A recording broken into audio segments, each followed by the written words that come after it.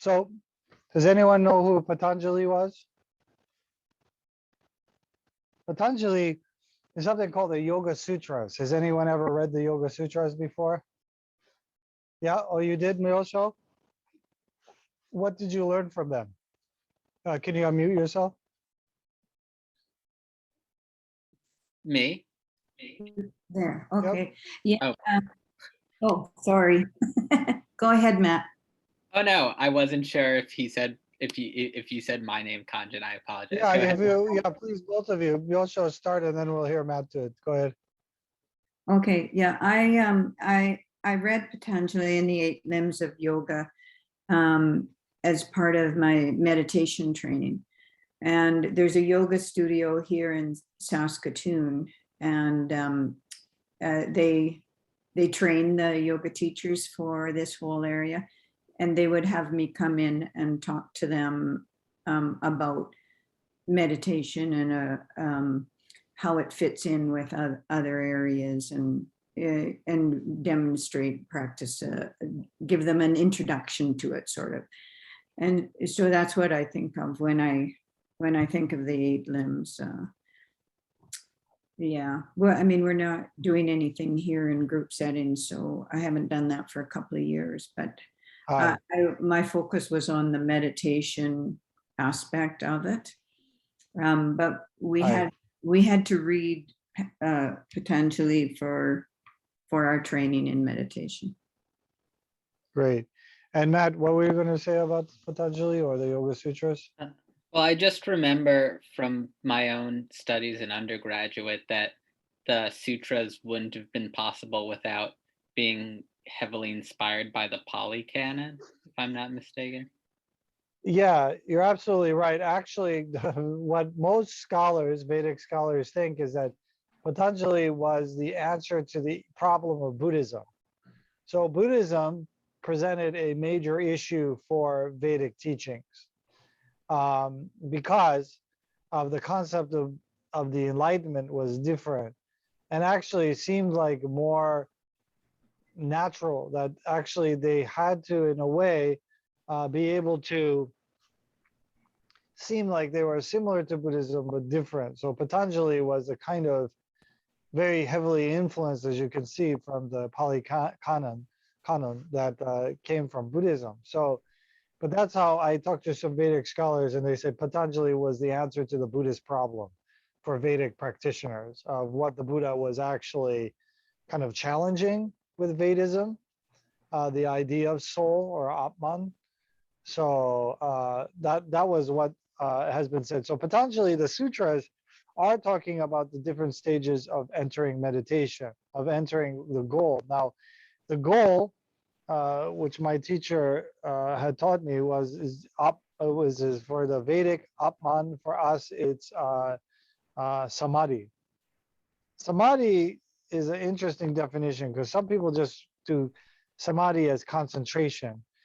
But you can be concentrated anything, but it means continuous concentration. So this kind of continuous state that no matter what changes in that is not disturbed. So you can keep this constant state in every moment and every second of your life, which was quite different than the idea of Atman. So, but actually, in the end, it kind of seems a little similar if you from a Buddhist point of view, but there are some differences. So the first one is yama. Now, yama are the restraints. And it's interesting, my Buddhist yoga teacher was teaching me, and this was phenomenal, because I always was thinking about how to, when you think about meditation, it can seem like there's just a goal, right? Just you wish to attain samadhi.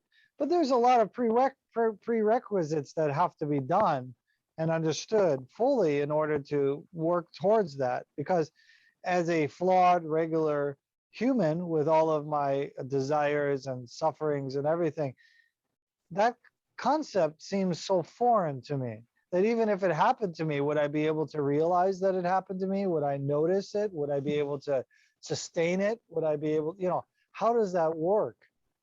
And who is the person who actually got it to work? What are the ways that I can work towards it rather than thinking it was just going to be bestowed on me because I took a meditation course, or I attend a temple.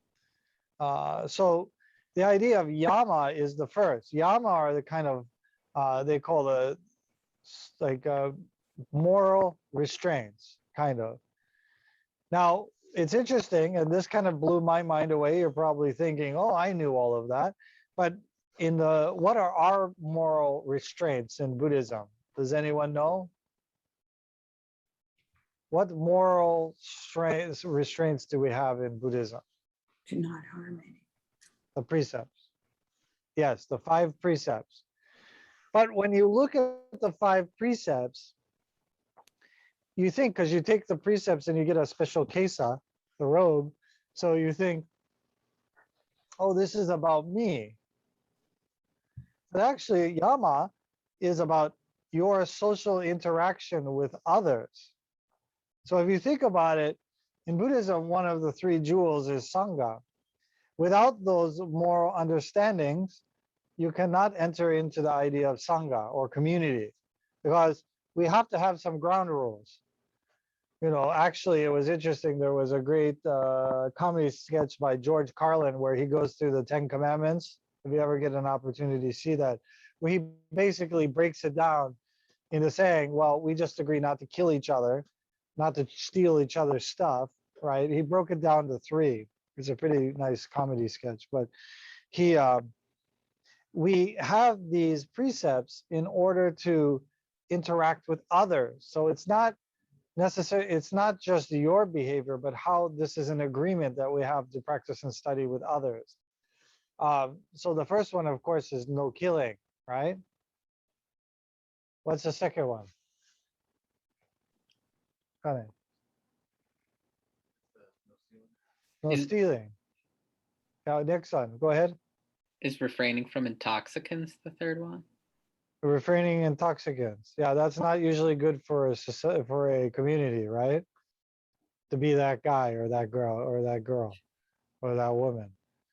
What's the next one? No lying, no misconduct of speech. And then last one, sexual misconduct. All of those are the main destroyers of a community. So that is a agreement between others. So sometimes people get angry with me because I have the rule that the temple is not a dating scene. Temple is not looking for a date or looking for this or for that. It's a safe place because we have these precepts where it agrees that I'm not going to sexualize you and you don't sexualize me, and that we're going to not kill each other, and that we're going to be honest with each other. And I'm not going to do something that it puts you in danger, perhaps by being out of order, right? Through intoxicants or not in my right mind. All those points, that's the community agreement. I was blown away by this because I have to admit, until I studied with my yogic Buddhist teacher, I thought the precepts were precepts just for me. I didn't realize that it was meant as a communal understanding. So when you join the Sangha, you take those precepts because that is how we work with each other. So that's why I don't allow people to, it happen, but I don't really allow people to get together in the Sangha. If they come in as a couple, that's different. But I don't like people getting together as a couple, because of course these are great people and they think like you. But don't misunderstand that for such a shallow idea, because actually it's shallow. We should look at each other like a spiritual practitioner. And that should be our hope for each other, right? And not getting just what we want or what we desire at somebody else's expense, because it always happens that it's at somebody else's expense, right? So that's why in the community must not do that. So people don't like that because I said that, but that's the way you can destroy the Sangha. Right? Okay. And then any questions concerning that? Anyone have that? Okay. Then the next, the niyama. We just talked about those in the previous lecture. The niyama, we use the 5 restraints.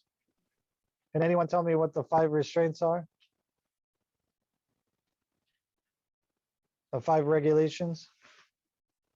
Um, Go ahead. I think Endo knows them. He's been talking about them in the recovery group, right? Yeah, so food, sleep, is it breath, breathing? Food, sleep, breathing. Body and mind. Sorry, go on, Yosha. The other 2. Yeah, it's body, body, breathing, mind, eating, sleeping. There we go. That's right. So eat and sleep are the regulation means. Why do we do these regulating points? Does anyone know why I do that? What's the point of these precepts? What's the point of these limbs? Why? Well, I think it keeps us in balance. And why is being in balance? What would that serve in our practice? Well, I think personally, when I know that those things are all in balance, then I can focus and concentrate more on my Buddhist path and where I'm going. That's right. But if something gets out of whack in my personal world in any one of those areas, I'm looking over there at it instead of on my Buddhist path. Also, it's good to understand the components that you can easily put back into harmony. Because if you want, most people don't look deeply into each of the components working towards samadhi, which is meditation. So all of these are the components that are parts of meditation. If I just say to you, meditate, and all will be good, that's extremely general. So that's why everyone's question, that's what was my question. Well, we start then trying to, as the Buddha said, like a poisonous tree, trying to cut the branches. But when we cut this one has grown. So instead, we must go to the root of that tree. So the limbs allow us to understand the branches of that tree, working towards our goal of samadhi. But our samadhi is even different, which we'll go into in Nichiren Buddhism. What's the goal of Nichiren Buddhism? I bet if you ask most priests, they don't know the exact name of that goal, because I didn't know. I had to find it. So we'll work towards that. So those are the ways we regulate those aspects. That's then our regulation. We regulate that. We don't tell other people what they can eat, how they should sleep. We regulate ourselves with the niyama. Okay. Then the third is the asana, which is the physical posture. Now, if you look at it, Myosho, what are we regulating of the 3 parts? We're regulating, because food and sleep. Then you move on to body, breath, and mind. We're working on those now. We're specializing. We're going into deeper. That's why it talks about asana, which is the posture. That's working on the body. The body, in order to have good optimal health, as Master Chantai says, must be flexible. Must be able to understand balance, equilibrium, or as they call homeostasis, I think they call it, which is the idea of balance. I think they call it homeostasis in the medical term. Then number 4 is pranayama, that is breathing. Yeah. We regulate through breathing. Master Tiantai talks specifically about this.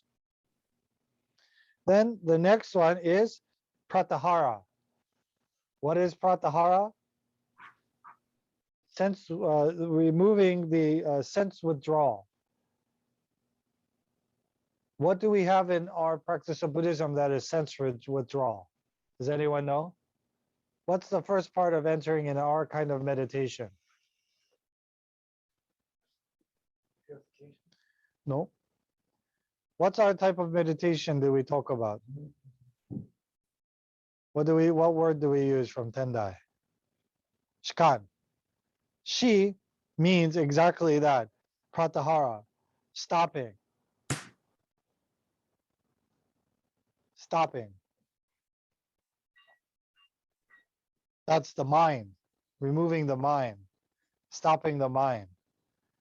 we use as our focus the mantra Namamyo Horenge Kyo as our focus of stopping the mind. Then we move into dharana, which is focus concentration. This is also part of shi. We use the daimoku for focus and concentration, or object of veneration. Object of veneration is extremely important. That's why Nichiren Shonen talks about it in the Kanjin Honzon Sho. Because if you can put anything as your concentration, ice cream or cookies or something, but obviously that brings up some desire. So it's very important that we get an enlightened concept of the Honzo, the idea of Daimoku Namamyo Horenge Kyo for our focus concentration. So we have something we focus on that allows our mind to have the withdrawal, shi.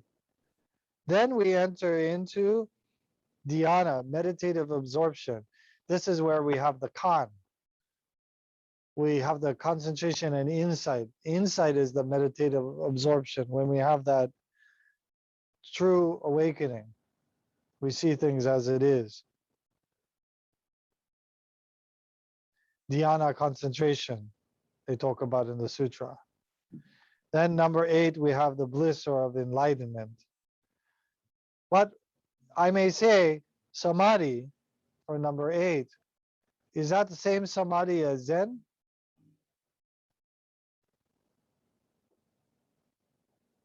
Does anyone think same samadhi as other practices of Buddhism? What is our samadhi in Nichiren Buddhism?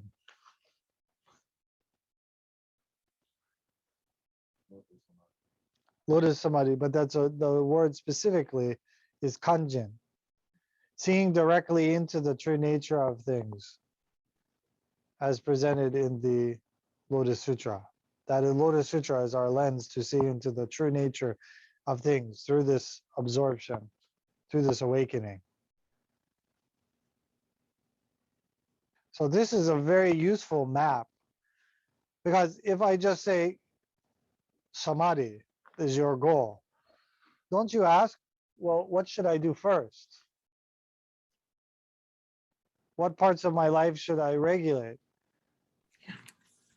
I never have seen such a clear way for people to see that, how to work towards that. So therefore, we teach each part of those practices through our practice, our daily practice. But you don't just teach them all at once. You have to experientially understand each one within your own life. And if you just take one of the limbs, like the first limb, yama or niyama, you can do lots of things. I mean, Endo-san, you lost lots of weight and becoming healthier and that, right? Yeah, hi, Sensei. That's definitely niyama, Mm. Mm. you know, definitely niyama. Now you work on the others, the idea of having the concentration. Mm. That's the next thing. You're fixing a body, we fix a spirit, but then we have to fix our practice too, to see, okay, as we fix our spirit and our emotional maturity, have to go into the idea of pratahara and dhyana, etc. Okay, Sensei. All of us. But with the 8 limbs of yoga, Mm. you can see a little more clearly. Like if you Yeah. have some trouble, you can say, oh, maybe I'm not I don't understand enough about meditative absorption or withdrawal of sense or something. I'm too attached. I'm getting too brought into this emotion. I don't understand. I feel fear. I feel something. That's something you can work on through Buddhism and work towards. So you can actually see those fetters dropping away in your daily life in 101, where most religion is as George Carlin said, the mother of all false promises. You know, religion gives lots of false promises to people, and that's why he says the biggest bullshit story in the world too. That's another funny one about religion. But they make such a thing. But Buddhism, we can experientially understand. every time. So when I understood the limbs, that put it into a really great context. Like everything wasn't kind of, you as a practitioner, do you want to spend your life trying to find out how they all interconnect? You could spend your whole life doing that, and most of us will never figure it out. That's why it's very important to have a path to be able to see it. When I understood these 8 limbs, to my simple mind, that was a huge awakening, because then I could see the progressive idea. Now, Nichiren Buddhism, some people will say, has a concept of sudden enlightenment, right? So it's not the idea of you progress through the different stages, right? Like in the Arahat system, everyone knows what Arahat is, right? That is one who has attained liberation from birth and death.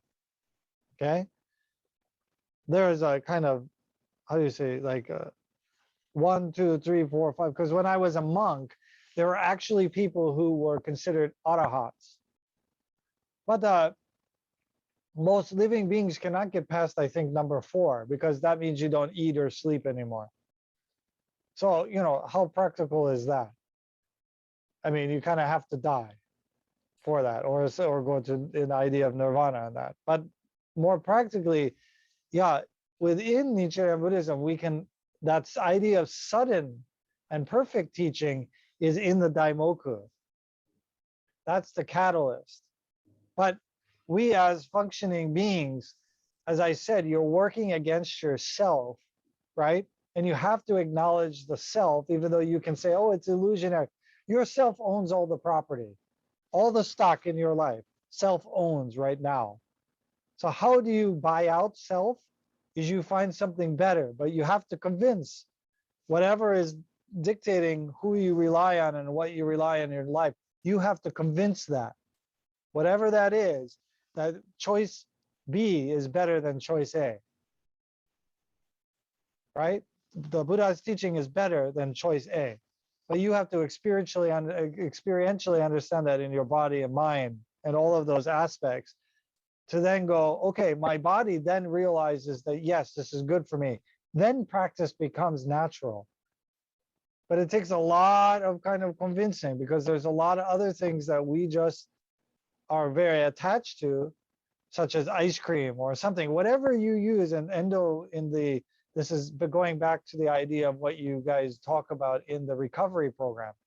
We're all addicts of all the different attachments that we have, that we consider our coping mechanisms.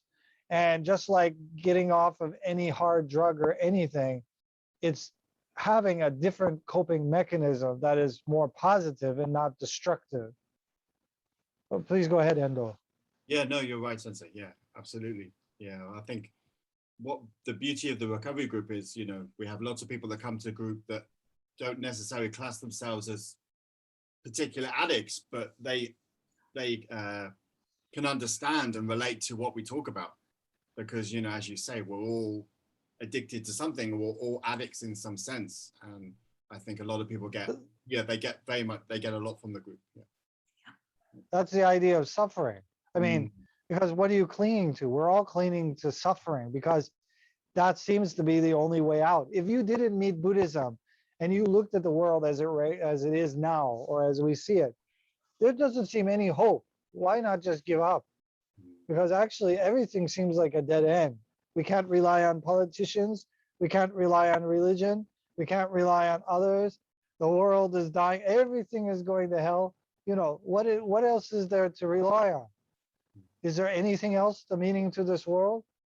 That's why to be able to see that attachment, that suffering within our own life, and to see that our coping mechanisms of how, as I said, with the ABC of cognitive behavioral therapy, that we can be able to adjust our worldview to be able to see, okay, based on the Buddha's enlightened view, enlightened wisdom, awakened mind, we can be able to cope and see things correctly that are life affirming rather than life destroying. Because, you know, to be honest, ice cream itself is not evil.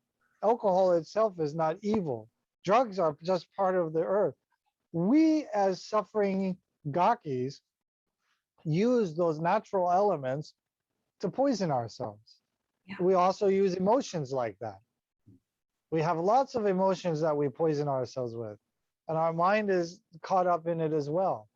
We're taking advice from the junkie mind to run our lives.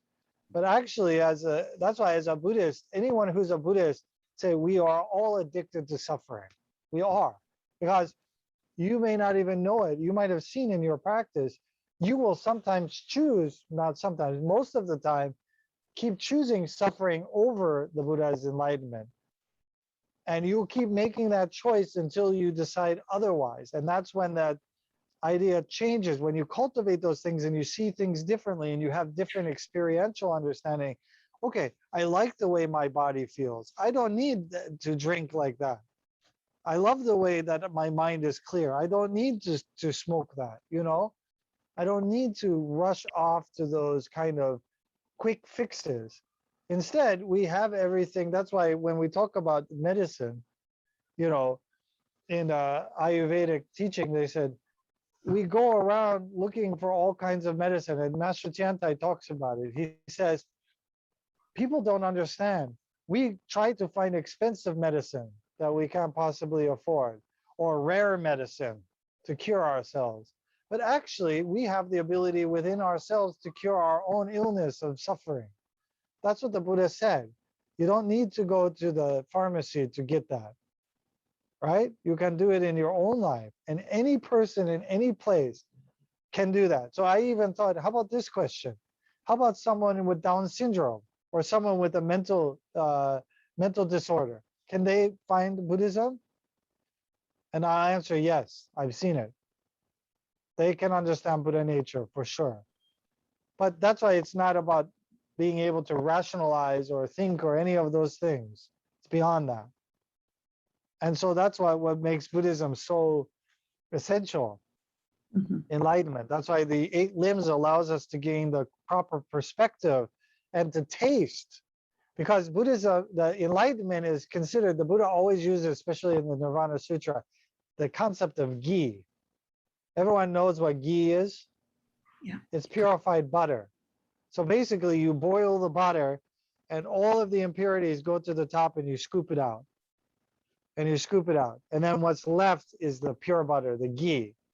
And also really pure ghee in India only comes through the Brahmin cow, because the Brahmin cow actually has an additional stomach than our cows. So they process more. So it becomes more pure. So the Buddha used that metaphor of ghee for the idea of this taste, that we can actually taste it in our lives.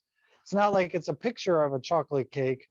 It's like we get to actually taste the chocolate cake, right? Because if I just put a picture and I say, this is chocolate, but you've never tasted chocolate before, how can you say you understand chocolate, right? You have to taste, oh, that's chocolate.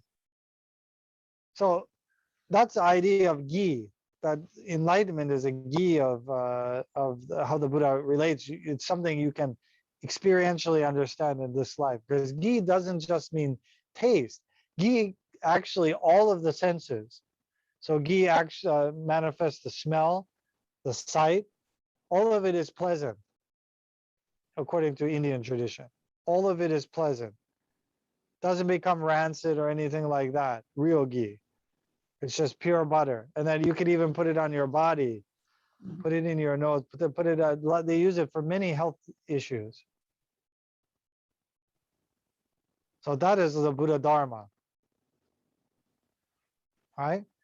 So with the idea of the 8 limbs, what is essential is that we work through all 8 with the Buddhist teacher and allow us to see. And then I'll tell you something. As I was talking about that concept of having the wide glare, a wide vision, that is how you open your mind to that. So Patanjali understood this idea with the concept of Buddhism and meditation. And that's why I wrote out specifically the idea of the Yoga Sutras. Even though they say the Yoga Sutras are how much? 1,200 years old, I think, about maybe more. So any question?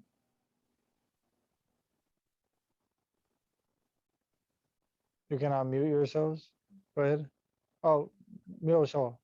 Yeah, no, I don't have a question, but I really want to thank you for this lecture in particular, because I've studied each of those things separately, and this is the first time that I saw how perfectly they fit together, and it's just kind of mind blowing where I'm sitting right now.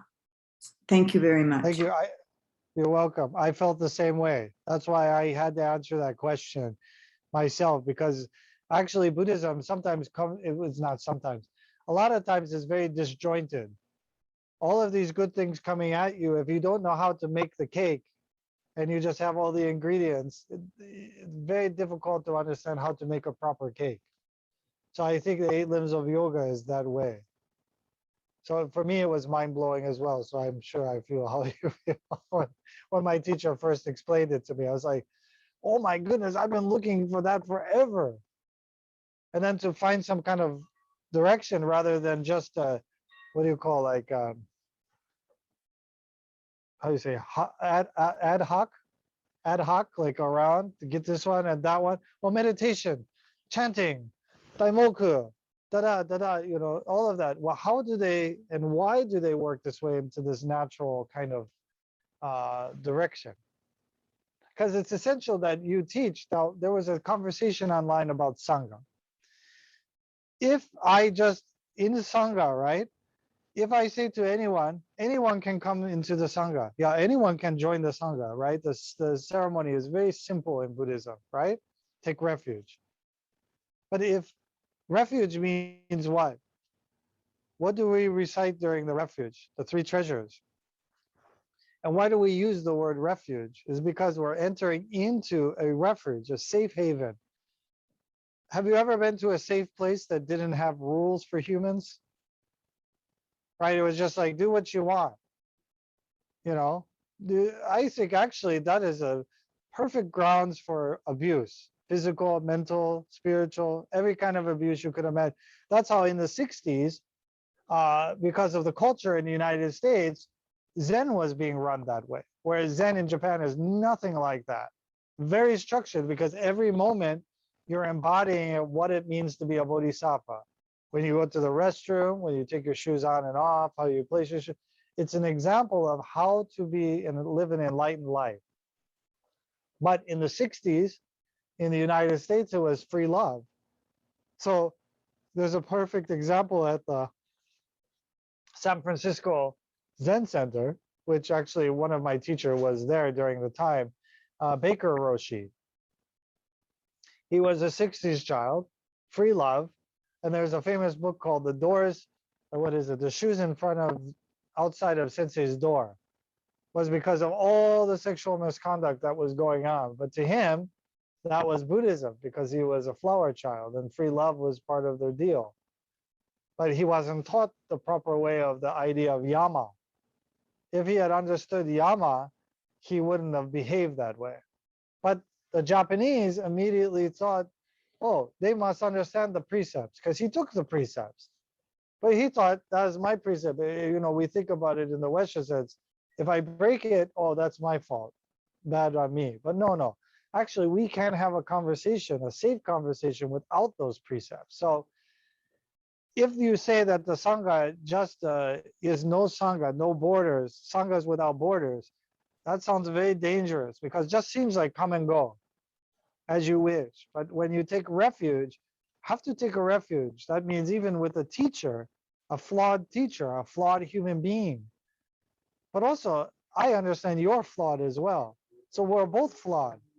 But the good thing is we have rules that we agree with, that I won't kill you, that I don't lie to you, I don't steal from you, I don't abuse you, I don't cause you trouble by intoxicating myself. Those things.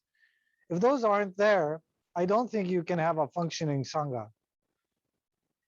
You just have a get together, a powwow. Well, that's actually powwows are spiritual things, so that's not a good example. But yeah, I've been to powwows, actually very spiritual practice. You can't enter a powwow without purification. In a Seneca Nation, we have the dances and that. You must be purified before you come there. very strict. So that's a sorry, that's a New Yorkism. But you can't enter without the rule in that way.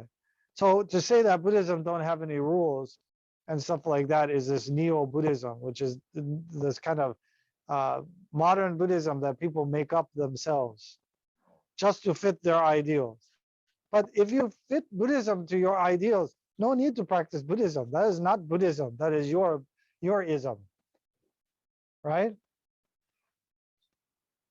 So we have to follow the Buddha's example and then those precepts. Very important. So did anyone have any questions or things they wanted to talk about from my lecture so far? Hey, Sensei. Yeah, Michael, go ahead. Okay, you said that the originally Buddhism started out with no rules. That is, people misbehaved, and that's how they were formulated. Oh, good question. Is that still the precepts considered rules as such, or is it different? Or Good question. So Michael's question was, I had read to Michael, sometimes I have as a human being, we could just imagine ourselves being the troublemaker, which was many of the case for me and Sanghas. When we go through the, which basket is that? The Vinaya. The Vinaya basket, which is the rules that the Buddha put into place. Actually, the precepts were there, Michael. What it was is that the Buddha had to, of course, make it clearer to people, right? So therefore, some funny examples are why you shouldn't wear wooden shoes in temples or in the Sangha. The reason why is because you could imagine people trying to meditate with clogs. So that means that somebody decided to wear clogs and was being inconsiderate, right? The other is that then they said, okay, we can't wear these clog shoes. So they said, we're going to put leaves on the bottom of our feet. So when you talk about the Sangha, it wasn't like the 7 or 8 of us here. It was like thousands of people. So they went to the nearby kind of forest and basically decimated the forest, picking those big leaves so that they could make shoes for themselves. And then the people from the town go, Buddha, what's up with your disciples? They just decimated our entire forest to make shoes for themselves. So the Buddha had to explain that too and make a rule for that. So it was the idea that the Buddha was clarifying, that's why they recorded it as such, clarifying some of those rules for the monastics. But there's also rules for laity, as I've been going over little by little, such as a relationship, also the idea of family, etc. And they're very, now you would say, well, it says man and woman, right? But actually, you can adapt that to any relationship. That just means two people together. That's not the same as changing the rules, right? Because if Buddha said, we don't believe in same sex, that'd be very different, but that's not the case. And even the idea, has anyone read the sutra and thought the idea with the eunuchs?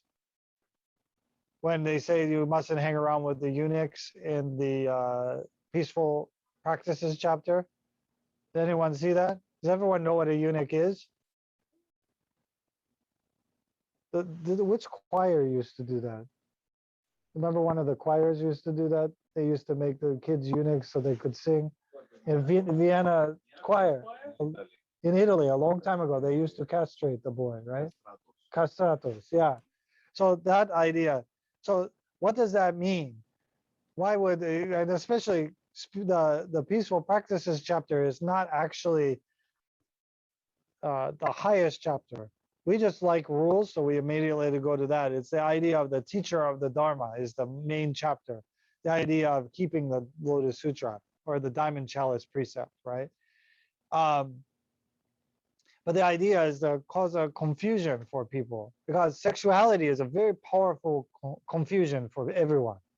Any person is confused about sexuality because it is confusing. And then when you get into a relationship, that's confusing. So Buddha said, if people are not understand, they can become very attached and confused because that's a very unusual situation. So therefore, it had nothing to do anti-eunuch. Okay, that is not Buddhism. Wait, they said no good. No, that means for people who don't have a grasp on anything, they should be careful to anyone can influence us, make us confused. But actually, that chapter is not the precedent chapter. When I was a monk, I was attached to that chapter because I was used to a lot of rules. I had like 200 and some precepts, right? So I was very attached to rules. That's how I lived my life.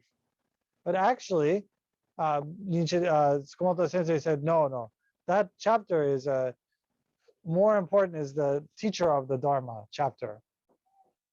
So that is kind of experiential teaching. So that's why be careful to get caught up in all the rules. That's a comment. I haven't seen Kane without hair for a while. So I was like, who is that mysterious person walking behind me? All right, so does anyone have any questions at all? Go ahead. Oh, Matt. yep.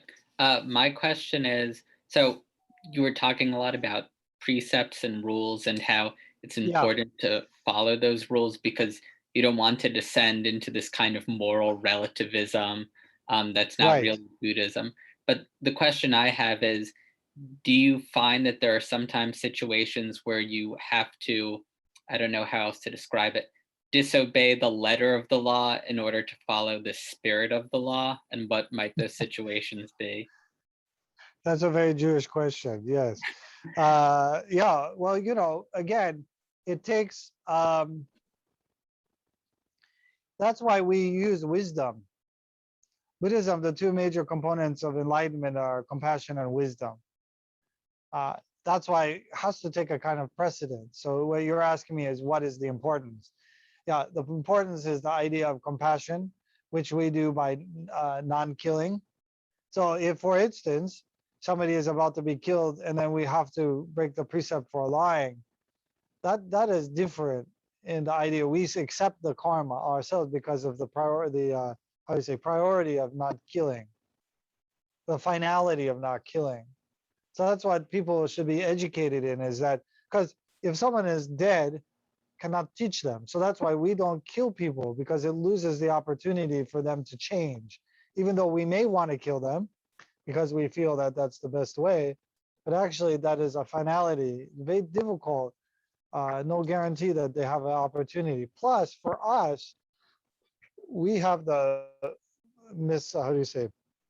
maybe ignorance and that. So we have the misinterpretation of that reality. But we don't, some tradition, like with the monks, they follow the law. But in Buddhism, the idea is, if one breaks the rule, we can, but a big part of Buddhism that people don't talk about is what? Repentance. Atonement. I don't like the word repentance because I feel like, like the jokes from Mighty Python where they use the book and they hit themselves in the head or jump in the thorn bush or something. I think about the idea that karmic atonement, which one understands, because actually Master Tiantai talks about this in depth, that this kind of mental process needs to happen where one understands the reality as such, right? The reality of the situation, and then does what needs to be done. And that, of course, is not bound. So the law itself is an expedient. It's not perfect enlightenment. You can't fix enlightenment into a black or white law. So you would have to spiritually read into, I think, in that way, spiritually read into the precept, which again can be a very dangerous thing, especially if you're very clever, because I'm sure you could probably figure out a way or the loophole or something to get through it. But in Buddhism, you can play that game with that type of morality. But again, the bigger idea is to awaken this Buddha mind, to nourish this Buddha mind that sees things as they are. That is the true interpretation of the reality or the law, myoho, dharma, wonderful law. That's how we're able to see that. That's why myoho renge kyo. Myoho is a wonderful dharma, a wonderful law. So there is an underlying law, but it's not a static law. It's one that's done through, instead of rule, it's done by instinct, but the Buddha mind instinct. That's why we cultivate Buddha nature. That becomes our true instinct to interpret the law. But law itself is kind of expedient in Buddhism. There's an old saying in Confucianism, which I always use. What a wise person thinks good, we as regular people consider bad. What we consider good, the wise person considers evil. We're backwards. Until we awaken this Buddha mind, then we can see things clearly. That's why sometimes within the law becomes inflexible if one isn't able to spiritually understand the law, which is actually in Judaism always trying to understand it in that context, that if you took it at it, you kind of can't do anything, kind of stuck if you just interpret the law as is. That's why you have to have that spiritual kind of resonance with the law. But we use a myoho, not just law, wonderful law. That means the enlightened, realistic, eternal law of, as how do you say, Buddha nature. Was that your question? Yeah, thank you very much. Yeah, Matt, how do you so if I ask you that question, what do you think? Especially with the law, how do you use that with Jewish law? Do you you try to do it more spiritually? Well, I think in Judaism, when you talk about halakha or law, there's the idea that law is important, but you can't conceive of it as this static, immovable thing. It's always described not just as a law, but as a living law. Yeah. And so I do think that there's an overlap between Judaism and Buddhism in that sense, that you can't just view the law as an end unto itself. Well, absolutely. And that's one of the criticisms that other religions will lay on Judaism, because they study the law, but then they understand it within the certain context of that. I think that's very similar to Buddhism, but they get a lot of criticism, and so does Buddhism for that, because in a maybe in a more puritanical sense, that's unacceptable, right? Puritanical, they just follow the law no matter at anyone's peril, you know? Yeah. That's why go ahead. Oh, no, I was going to say, yeah, I agree 100%. Yeah, because the United States, actually, we're very puritanical thinking. Very puritanical thinking. I didn't realize that. I thought, oh, we're pretty free thinking, and that not at all. Extremely puritanical thinking. You go to Europe or Asia, look like total hedonists compared to what we think the world should be like, right? So that's kind of spiritual interpretation is very, very essential, that you don't turn into a kind of, what is it? What is the name? What was the name of that guy? I'm thinking about he had the powdered wig, and he was the extreme Puritan person who was extreme. Oh, Jonathan Edwards? Yes, Jonathan Edwards, exactly. That's what I think about when I think about that point. Kind of scary, you know, kind of thing. Also, there was one in England, I think, too. The guy that was the Protestant one, I forget his name, who was go around and get people. I forget his name, but yeah. So that's an interesting concept. I see that parallel with Judaism. See, that was what made Buddhism more easier for Jewish concept to believe in and understand. Because if you come from a very Christian background, that concept is inconceivable. So that's why I believe, that's one of the reasons why I said people with Jewish backgrounds are easier to understand Buddhism than someone from perhaps a Christian background, because I believe very much that idea of the rule. Even if they don't understand, I remember I had friends that were Catholics when I was in the monastery. They were literally afraid to walk into the monastery thinking that they were going to be struck by lightning. I mean, terrified, literally terrified. And I said, no, actually, just think of it as a Chinese restaurant. You'll be fine. So,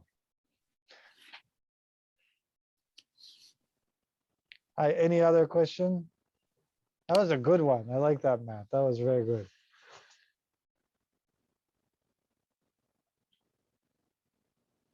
Anything else? So, in this idea of Buddhism in life, what I'd like you to do is to realize that understanding Buddhism is not just with your brain. That's also the part of the 8 limbs of yoga. Maybe you all experienced that, right? That, okay, Buddhism is just a thing that you do. I'm just in a world war with my brain, right? I'm just trying to shut it off. I'm just trying to shut off my emotions. I'm just trying to shut everything down so I can get to the, whatever I'm getting to. That is how most people approach Buddhism, without the idea of the physiological, emotional, spiritual, mental components, which the 8 limbs of yoga allows people to understand are all integral parts to a healthy life.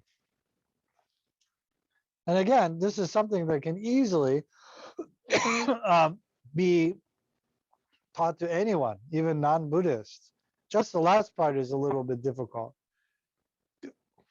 because challenging the concept of the immortal soul as and this can go into anyone's concept, because when they say no Atman, anatman,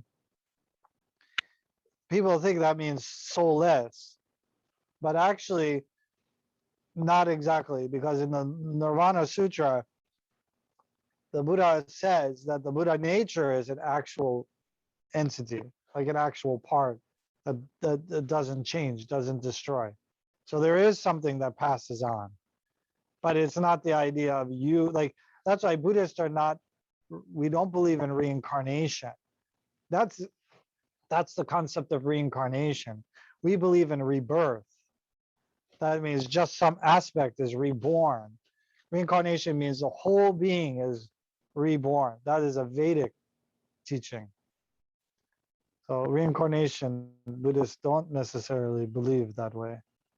Some Buddhists think that way, but even that is not the same. Like, you might say, well, Tibetan, they go out and find these guys all the time.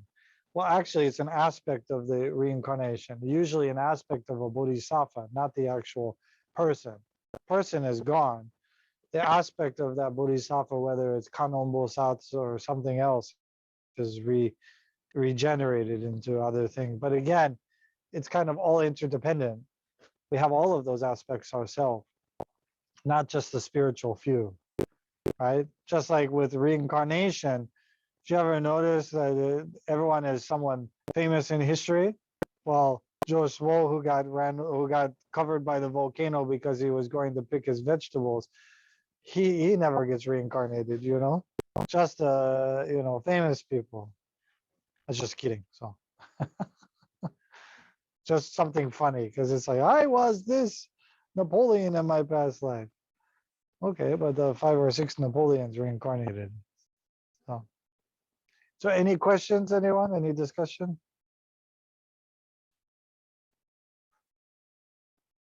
Please go ahead, someone. Did you have a question about a particular part of the 8 limbs of yoga? I want you guys just to focus on the 2 beginning ones first, the yama and the niyama. I want you to try to integrate those and understand how you use those. Then you can move up the ladder. Asana is something you can just practice yoga, but you think, oh, just to practice yoga. So this is another aspect of this that is essential. You may think, oh, asana, I can go to any yoga class and start learning yoga, and that's fulfilling the concept of asana. But actually, you're wrong. Why? Why is that incorrect? Milsho, do you know? Why would that be incorrect to just think you can go to any yoga class and understand asana? Well, I think all you would get out of some yoga teachers would be the physicality of it. But you have to have some idea of why you're doing it besides just a body reaction.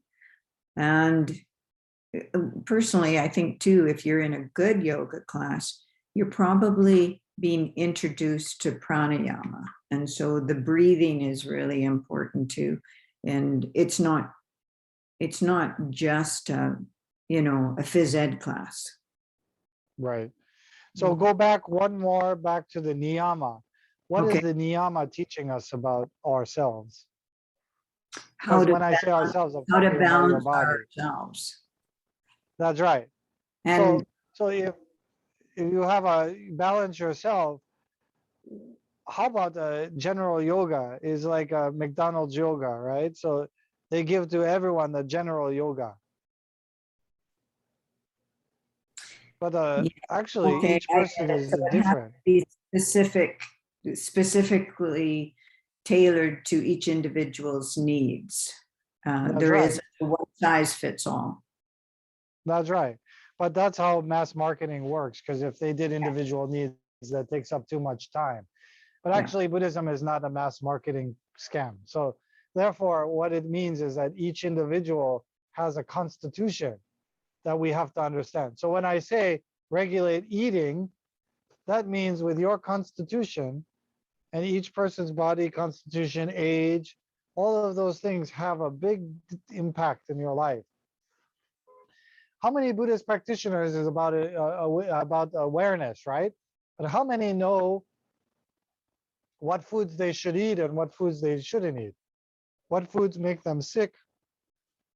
What foods make them healthy? How much of the food? What kind of food? When to eat it? Does it change? Does your stomach change as you get older, right? Does your taste change when you're a kid and when you're older, right? Of course, all of these things are constantly changing. So if I just handed you something and said, this is yoga, that that is uh, not proper in the sense that you have a very special constitution. That constitution is an important aspect of Buddhism called the 5 elements that we have, right? In the 5 elements are what our bodies are made of. That's why we're physical, dust to dust, right? But at that moment when we are born, our dosha becomes aware. That means we have all the same elements, but how they're distributed at the time and place, also as it changes, as you get older, etc., things become different. That's a kind of awareness. That's why the Buddha teaches us. Why the Buddha, this is interesting with modern Buddhism. What's the first thing they try to make you think and be aware of? Your mind, because that's where all modern people go after first, the mind. But actually, you can understand a lot about the mind and regulate the mind through the body. That's why people do that yoga, because they feel, oh, I feel stress gone. Well, yeah, because your mind can't just release stress. Your body has to as well. Your mind doesn't just keep stress, your body does as well. So therefore, you have to understand your constitution of these elements. It's looking deeper into Buddhism as a life science, seeing how our constitution is made up of the elements and then being able to adapt accordingly. Therefore, we're aware of how things affect us. Like, how many people think, you can eat at night after a certain time or right before you go to bed? You can do anything you want. But then how many people are actually sick from that and they don't know that they're sick? They just feel crappy all the time. Can you practice spirituality feeling crappy all the time? It's really hard. Really hard. But if I told you just to get your mind right, but you didn't get your body right, am I setting you up for failure? Absolutely. Absolutely. It's easier to correct your body, then your mind will lead. One of the two will lead. Go ahead, Christy. Go ahead. How does one find a reputable place to practice yoga? Because there are yoga places all around here and everybody's in yoga pants but me. And because of my sports background, I am not very flexible and would like to become more flexible and learn how to breathe and incorporate everything together. But I don't trust everybody so easily. I don't want to get injured. I don't want to become discouraged. So how do you interview a place or a practitioner? Actually, I wouldn't attend a yoga place for a long time because actually yoga is very simple. Asana means posture. Okay. Again, you have to ask yourself this question: why am I doing yoga? right? People do yoga is cosmetic yoga because they want to be able to look good in their pants or their shirt or whatever, or that wedding dress or whatever.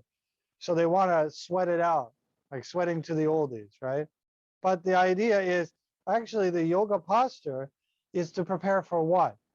We use it to prepare for meditation, to be able to enter into dhyana, to enter into samadhi. So therefore, all the other benefits are extras and goodies. Because if you're in a balanced life, you're in a proper state of mind, those things naturally happen. But we try to do each individual. Okay, I'll make my body, and also the idea of health. Having huge muscle and that, we think that's healthy, but not necessarily healthy. Flexibility is much more important, especially as you age. To have flexibility, you break things less, you don't feel as painful, you can move more, all of those kinds of things. The quality of life goes up. Also, for us as Buddhists, we use it because we need it for meditation. If your body is hurting you, very difficult to meditate. Very difficult. Your body is going to fight you every moment of the way.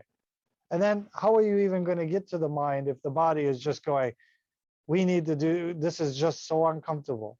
Because it is uncomfortable because your body is not flexible. You have to be very flexible and supple to practice meditation, to be honest. So I will send you, if any of you are interested, please tell me. I have a basic workout from my teacher, Kageyama Sensei. So I'm going to show you really quick. So if you have some room, please make some room. You guys, I will show you something that is so simple, and it'll cost you just visiting the seminar. So that's easy. You don't have to sign up for 10 years of yoga and a gym pass that you'll never go to. Okay, this is free. So again, when we talk about the constitutions, we can work into that later, but there's something called tridoshik. Tridoshik means of the three kind of combinations of the 5 elements, it benefits all of them.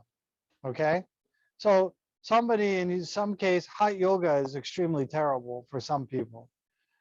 Goat yoga probably bad for some people. You know, those kinds of yogas probably because they have to understand their physicality, their dosha, their elements.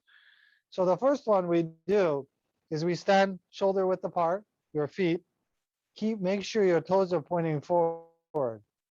Place your hands, link your hands into here like this, interlace your hands. And what we're going to do is we're going to breathe in. As we breathe in, we're going to lift our. And what we're going to do is we're going to come up onto our tippy toes, right? So we move it. We want to be able to do it fluidly. So it's not like you do this and then you go up on your tippy toes. We're going to do it together. This is a kind of mind. This is an awareness. So we're going to breathe in, turn our hands up, go up, standing on our tippy toes, hold 1, 2, 3, exhale. And as we exhale, we're turning our palms down and we're going down little by little with our heels. And as we drop our hands, keep your heels up until your hands drop all the way. Then your heels touch the ground. Most people's ankles are really weak. That's a kind of flexibility issue. How many people twist their ankles? That's because you don't do this kind of exercise. Then what we're going to do, you're going to place your hands right on the top of where your kidneys are, your buttocks, and you're going to look at your belly button and hold 1, 2, 3. Breathe in, come up. Exhale, drop from your hips. So leave your hips where they are, drop forward. Let your hands drop, and you're going to breathe for 5 breaths.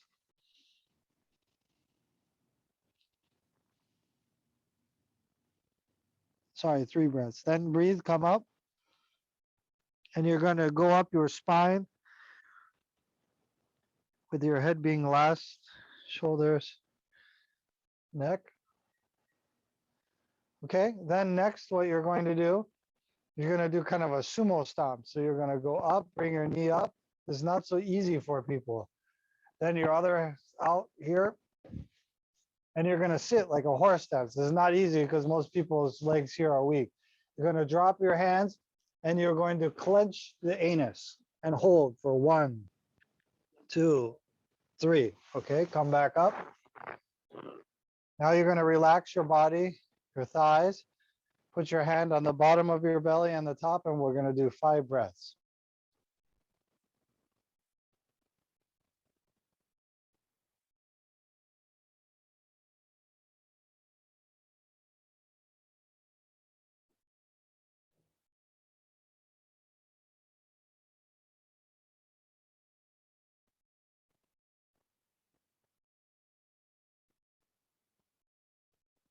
Good. One more time, drop your hands. Breathe in. Up, go on your toes. 1, 2, 3, exhale. Drop, slowly controlling that your ankles, your heels don't go down till your hands drop. Look at your belly button. Breathe in, drop forward. Hold for 3 breaths.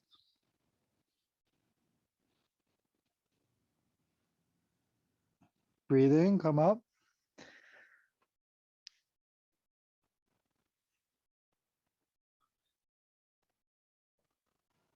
Step out.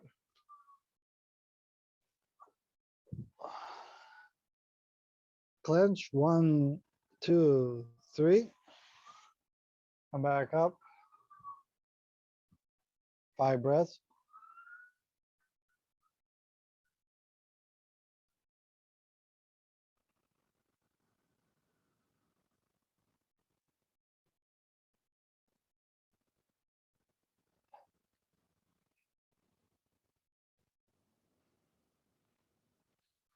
Drop your hands.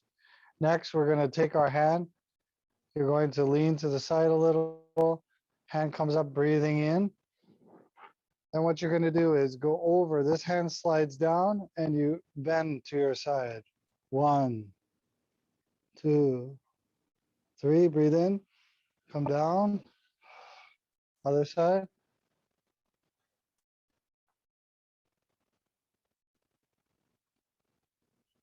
2, 3. Breathe in.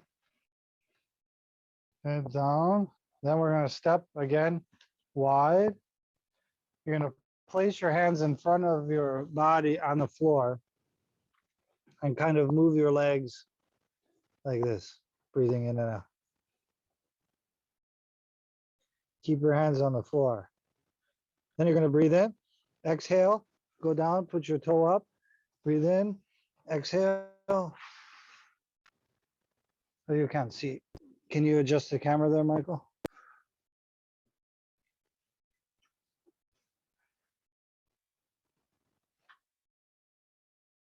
Like this, see? Breathing in, exhale. Breathing in, exhale. And come to the center, clench. 1, 2, 3. Come back up. Put the camera back on. Hand on your tummy, breathe.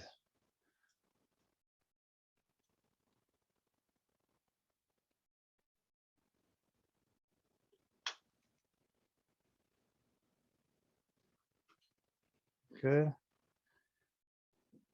Hi. Then they do other ones for your hips for meditation and that. Very good. So each one should be taught properly and how to use it. Otherwise, you'll hurt yourself. And also, according to your dosha, is the speed. So if you're a vata, which is kind of air, right? Air and ether, should go slower because it's usually quick, like the wind. But if you're like earth and water, which is kapha, you should go a little quicker. So usually what you like to do, if you like to do yoga fast like that, means you should slow down. That's usually against your constitution. Usually what your first instinct is, oh, I want to go slow, then you should go fast, a little quicker. But we can study, if any of you are interested on the dosha, to find out what your constitution is.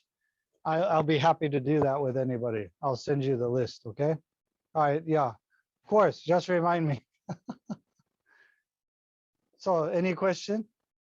Oh, also the clenching of anus is actually has to do with meditation, because the right between the sexual organ and the anus is actually a very important pressure point. Actually, people can be killed with that one. That's why it's protected. But actually, that has to do with very important for meditation. Also, if you want to have a good no problems as you get older, that's a good practice to do as well. So you don't have a, what is it, constitutional problem or something? Yeah. Yeah, prostate or with a, they call it something with a C. Constipation? What is it? Constipation? No, Incontinence? incontinence. Yeah, thank you. Not the interconnection or incontinence. But That was actually, those really, health aspects. I really Go felt ahead, that. Chrissy. I really felt that. I mean, it wasn't easy at all. And I am that inflexible at this point and banged up and scar tissued everywhere, but I have a starting point now. Thank you so much. You're welcome. You can work, be mindful of your scar tissue because that's hard to work around. But what you can do is that even with scar tissue, you can move around it. So you need to find your, yoga is not about pushing. It's about, that's why we're using, even when we're bending over, you're not pulling yourself with something like weights. You're letting the gravity work. So learn how to relax. Power, even in Aikido, power is relaxed power. So I could still move my fingers. It's not like that. It's an energy, it's a kind of a concentration, is a kind of power. So in Kung Fu or something, they put it in different parts of the body, generate power. But actually, it's not a stiff power and it's not a limp power like that. It's in between. So that allows us to understand if you do that in the morning, that is part of the before entering into meditation. So actually, Buddhism always did that. When I was a monk, we would do kind of Kung Fu in the morning and that for that asana aspect of the 8 limbs of yoga. But actually, those are 2 different costs that you have to do, right? So, oh, I got Buddhism over here, and now I'll go to a yoga gym. You don't need to do that. Hi. Hi. Any question? So that's a general aspect. Those are all different asana. Because Tada asana is just, there's an asana just standing like this. That's an asana. Vajra asana is sitting in seiza. That's an asana. So the asana doesn't have to be like, all contorted in that. That's, people think that that's an asana, but those are very specific asana that are given by guru for very specific reasons. Doesn't mean everybody should do it. So, but in America, they love to sell you, in the modern time, people love to sell you stuff. So if it just looks cool, they can buy it, get you to buy it. Go ahead, Christy.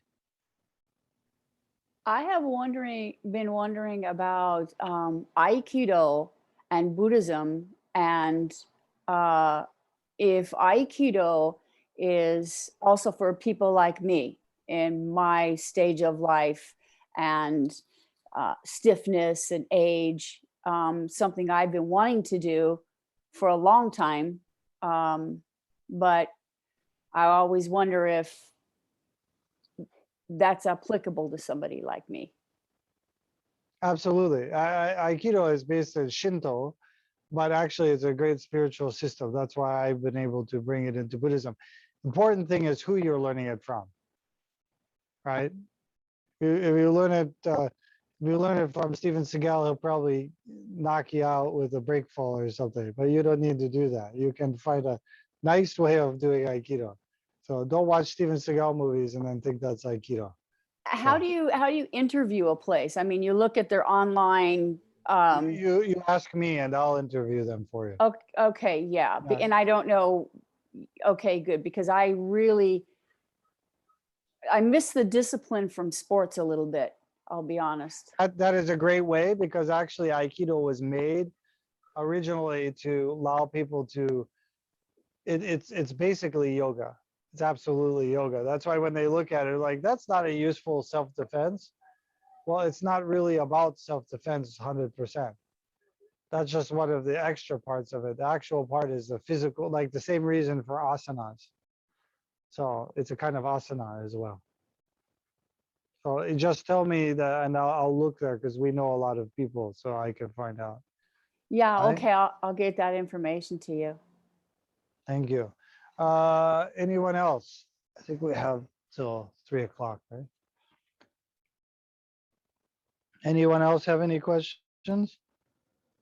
Was that useful at all? Those definitions and that? One thing I might suggest that since we're talking about asana and meditation and everything is, do people, does everybody know how to sit in like the lotus, the proper way, how to move their legs? Well, lotus, see, people think you need to do full lotus. The purpose of full lotus in meditation was simply for balance, because you're very balanced that way. But if you damage your legs and your knees, you won't be able to be balanced. So as long as you have 3 points of contact, is your knees and your backside properly, and then balance over your top, that's fine for meditation. Same with sitting on the chair. Your feet are flat on the ground and your backside. There, you have 3 points of contact. That's meditation.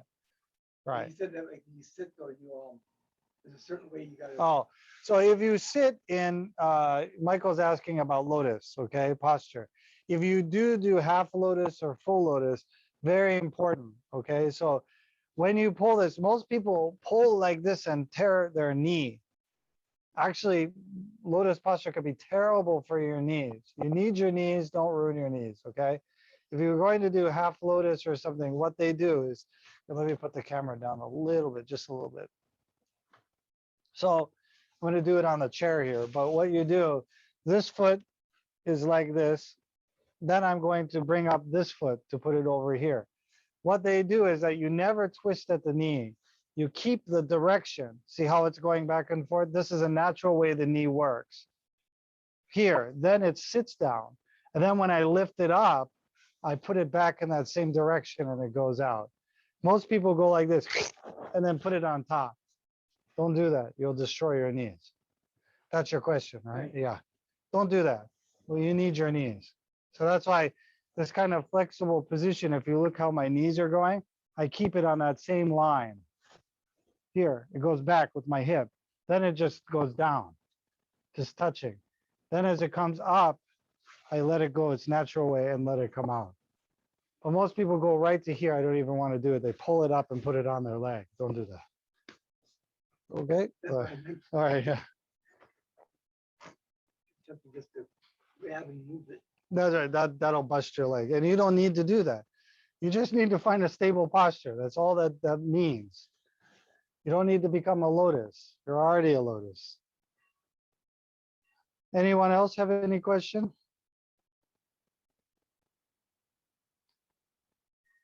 Actually, I'm sure lots of ministers have better explanation. I just focus on those parts because those are the practical parts that I find useful as a modern person. That if I make Buddhism too abstract and too much into this, it becomes more and more less able for me as a regular person to grasp onto. So that's why these very, how do you say, physical, and that I can talk through my physical body. I can talk even more than my mind, because my mind isn't always what I think it is, but I can communicate through my body. We're very body aware in that sense. So I like to understand and become more body aware, especially aspects, even my internal, external, what I can eat, how it affects me.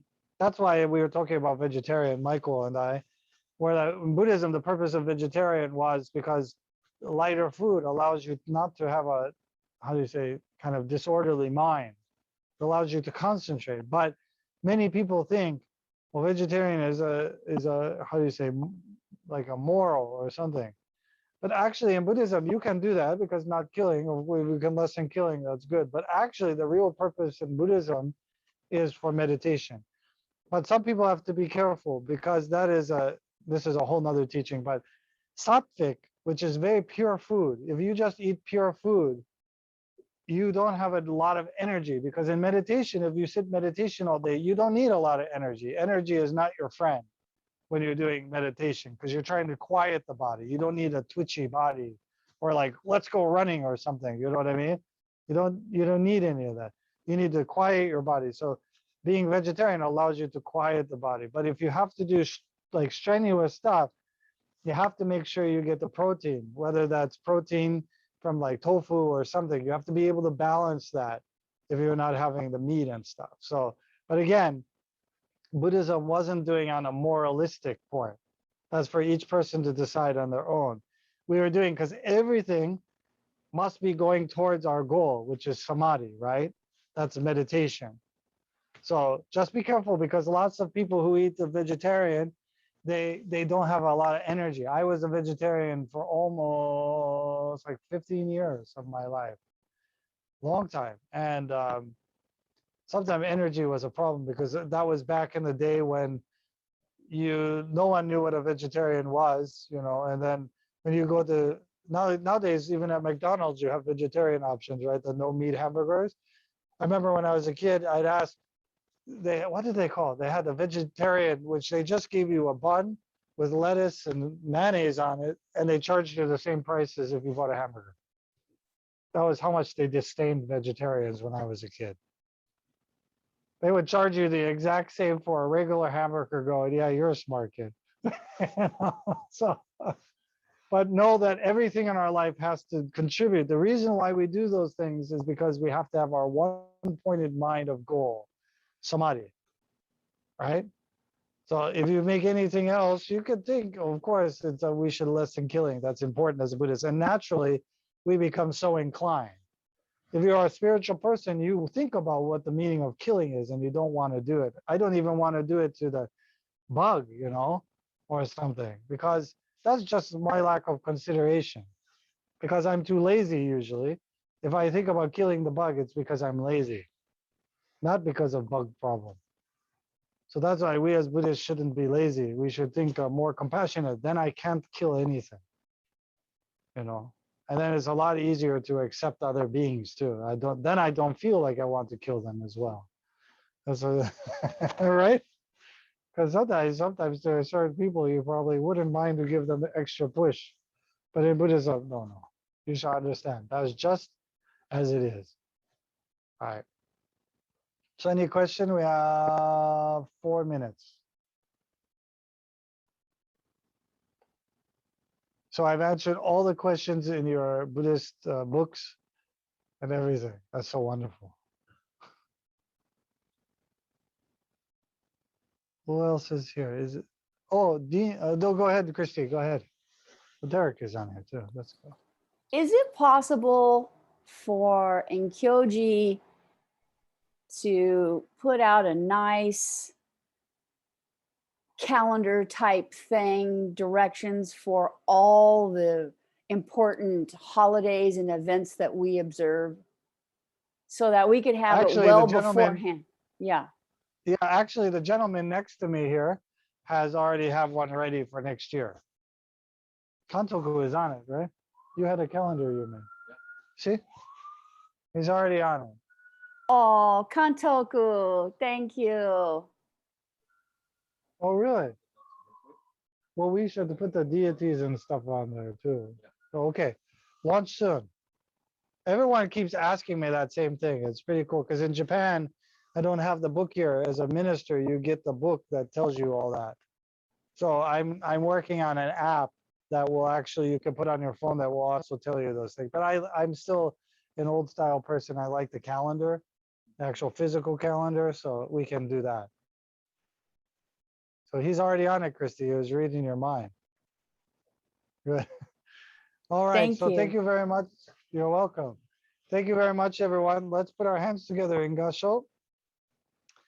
Chant the Odaimoku 3 times. Please mute yourselves. Right? Namu Myoho Renge Kyo.